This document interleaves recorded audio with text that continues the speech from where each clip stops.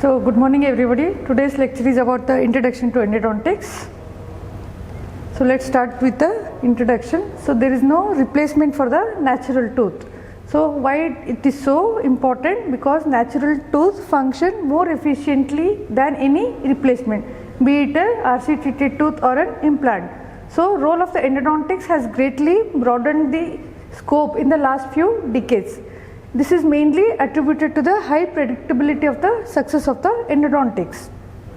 So, moving on to the definition of endodontics, it is a branch of dentistry that is concerned with the morphology, physiology, pathology of the human dental pulp and the surrounding periradicular tissue, which includes includes the study of the biology of the normal human dental pulp along with its etiology, diagnosis, prevention, treatment of the diseases including its injuries to the pulp and the associated periradicular conditions. So, what are the principles of the endodontics? What are the principles? Let us know in detail. They include basically the diagnosis, preparatory stage and the filling stage.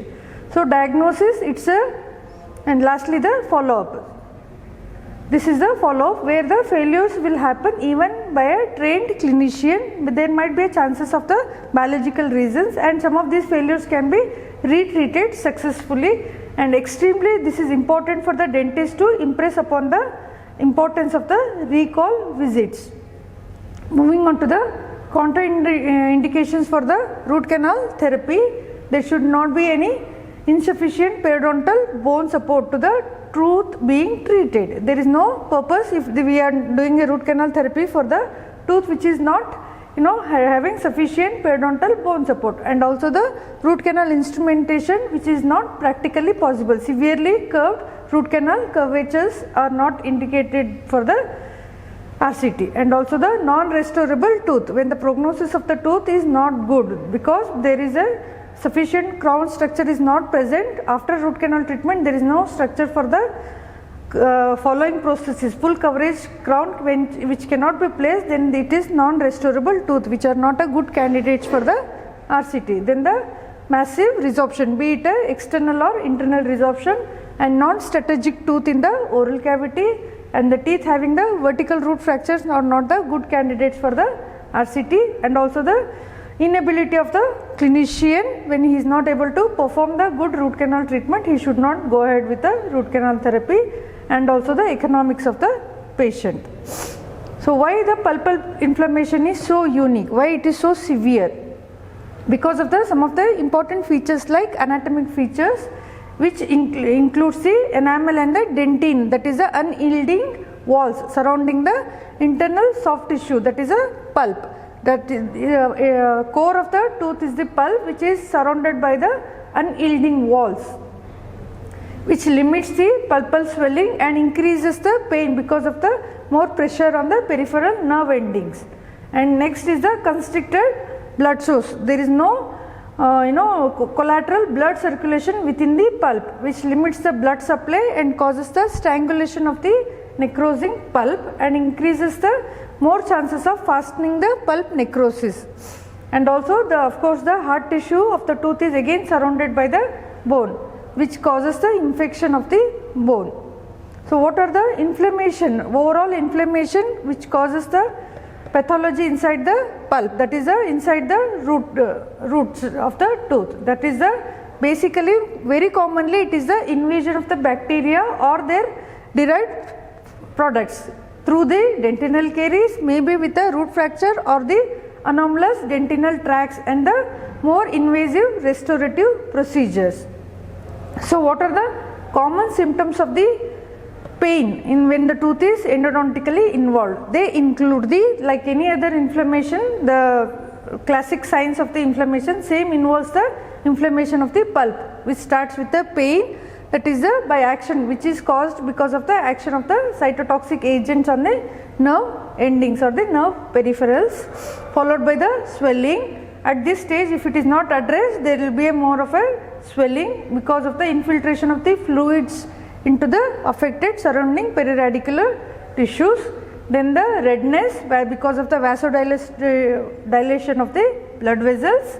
Then the rushing of the blood causes the heat, or the rise in the temperature of the affected tissue, and lastly disturbance of the function because of the all the things chemical changes are occurring because of which the patient will not be able to use that tooth for the chewing purpose. So what are the tissue reactions which is occurring in the pulp and the periradicular reaction? That is there could be as I said, there could be a trauma or a bacterial invasion or the restorative procedure that that acts as a noxious stimuli leading to the injury to the teeth and the surrounding tissue. There could be a reversible at the initial stage. If this noxious stimuli is stopped, there could be a reversible damage, and if they go beyond that stage, it can cause the irreversible damage to the pulp and the periapex. This all depends upon the duration of the trauma and the intensity and the pathogenicity of the noxious stimuli, and also age of the patient, host. That is here the patient is the host. He is able to sometimes to tolerate or repair itself. The damage can be repaired itself. This is at the very initial stage. When there is a deep cavity, when the patient is young, he can always give a scope for the repair for the pulp to recover itself when we remove the noxious stimuli. So how does the gradual process of the pulp necrosis or the pulp death occurs? There is a carious exposure. Very commonly there is a carious exposure leading to local inflammatory response, followed by this inflammation proceeds more deeper inside the root canal system, proceeding centrally, apically and more periapically as well. This apical inflammation commences in the periradicular tissue, causing the inflammatory reaction in the periapical area. There is an extrusion of the noxious stimuli or the bacteria and their products. This leads to the established apical periodontitis. Apart from the root canal system, even the periapex is inflamed irreversibly. So what are the tissue changes occurring in the pulp and the periapical area following the inflammation? There could be a degenerative changes or the proliferative changes. The degenerative changes of different types, that they are fibrous when the patient is young, resorptive when the osteoclastic cells are more active, and calcific changes when the body itself wants to repair itself. Then there is a deposition of the calcific tissues resulting the degenerative changes, leading all together lead to the necrosis due to thrombosis of the blood vessels because of the strangulation of the limited blood supply inside the pulp, followed by the suppuration due to the liquefaction of the dead tissue. All this lead to the abscess formation and the release of the proteolytic enzymes. Next is the other kind of inflammatory changes could be proliferative, there where the irritants can act as a stimulants. There is a proliferation of the fibroblast as a principal cells in the young pulp, and these fibers are laid down. Sometimes the type 4 collagen fibers are laid down, leading to more diverse formation type of granulation tissue can develop if the pulp is young. Normal functions of the physiological, what are the physiological functions of the pulp? There could be formative, that is a root end formation, and also the secondary dentin is formed by this vital pulp. Then the nutritive, it supplies the odontoblastic cells, it acts as a nutritive to the odontoblastic cells, and it also carries the type A, B, C and delta fibers. They are the sensory and the motor fibers of the pulp, and also the defensive mechanism is taken care by the pulp.